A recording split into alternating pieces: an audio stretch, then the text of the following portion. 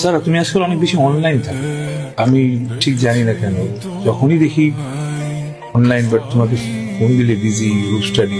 বাবু তোমাকে ঠকাচ্ছ না তো? কি বলছো তুমি এইসব? ঠকাতে যাবো কেন? তুমি তো বুঝোই আমি একদম অলমোস্ট ফাইনাল ইয়ারে, এগুলোর জন্য তো গ্রুপ মেম্বারদের সাথে কানেক্টেড থাকতে হয়। You are too cute. কাকাটা আবার ফোন দিচ্ছে কেন?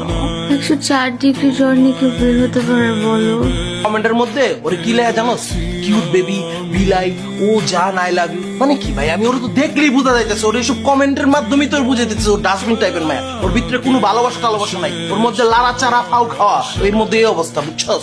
আমার লিজা আমার প্রতি অনেক লয়াল, আমার ভালোবাসে বা আমার কিছুই করবে এগুলো আজের ভুল ভাবতেছে। তুমি আমার জন্য আইফোনই কিনতে না আনছো? কই? তুমি কি আমাকে পাখির মতো ভালোবাসবা? তুমি না অন্য একদম আলাদা, যেরকমটা আমার পছন্দ। But I don't love you. এই মেয়ে যে কেউ যে কোনো বয়সী, রিমন, সিফাত, বাবু, হোয়াট এভার, যেই তোমাকে ফাও হয়তো রাজি হয়ে যাবে, তুমি তার সঙ্গে ডেটে চলে যাবে। আই লাভ ইউ রিফাত, আমি সত্যি তোমাকে ভালোবাসি। Shut up!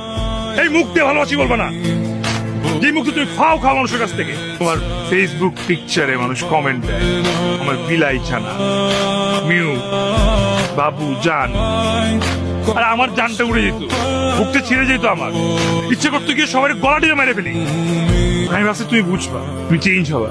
আমি সব মেনে নিচ্ছি, কিন্তু তুমি আমাকে বলো যে তুমি কি করলে আমাকে বিশ্বাস করবা?